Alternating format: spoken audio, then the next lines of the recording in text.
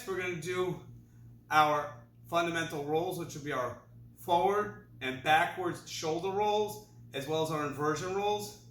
I definitely recommend doing these on a padded surface, though if you go slow, you might be able to do these safely on a non-padded surface.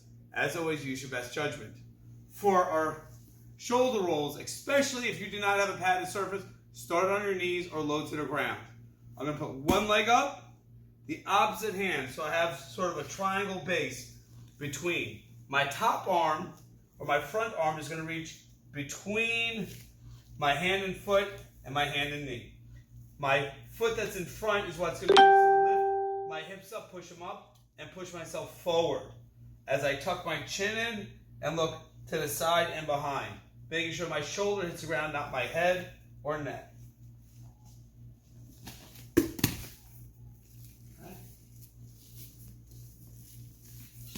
I'll do the opposite side. Here.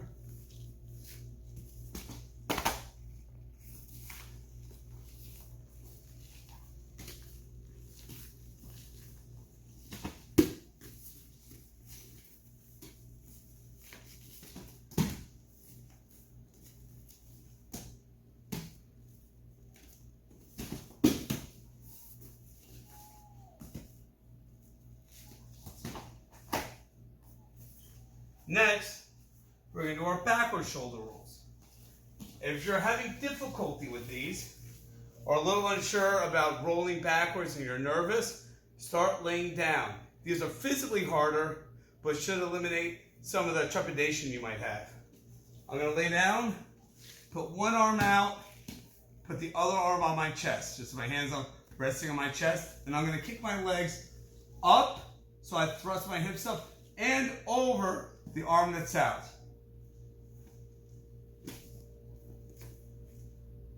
Ideally, landing on your toes or straight up on your feet. Side.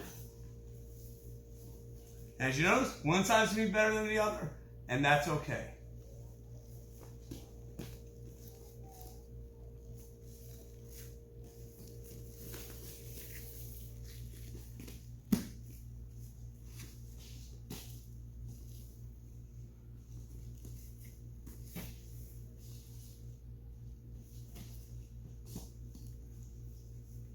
Those are forward and backwards rolls. The last roll will be our inversion roll. This is probably the hardest of all of them. If you're having difficulty, don't worry. It took me years to be able to just get mediocre at this roll, so take your time. I'm going to start in an open sort of butterfly guard position. And on the side I'm going to roll to, I'm going to reach under my leg, under both of them. If you're uncomfortable, you can even hold your hands or grab your thigh. There's a bunch of ways you can do this. And I'm going to fall all the way to my side. As I do this, you're naturally going to want to fall backwards. So lean forward like you're trying to smell your own knees.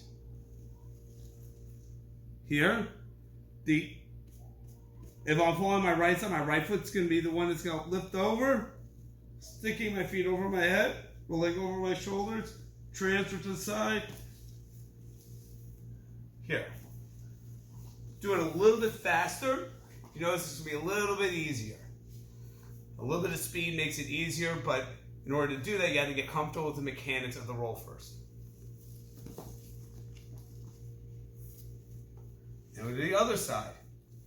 Reach through, fall, use that to push over. Here. If you can get your feet to the ground, that's even better. I'm not able to. So obviously it's not a requirement, but the more you can exercise the range of motion that you have, the better.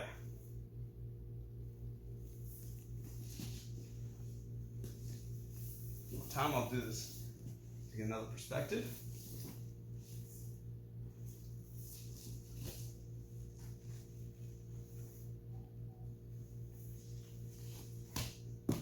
Once you get better, you can try doing it with your hands out in front of you.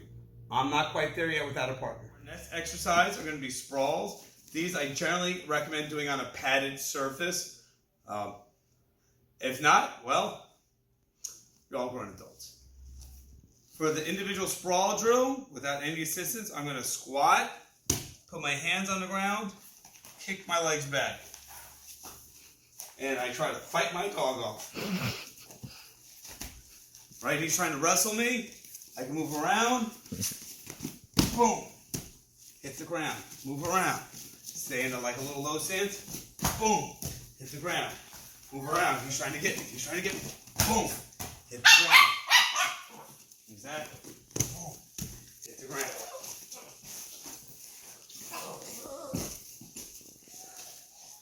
And there's our sprawling drill with assistant wrestler.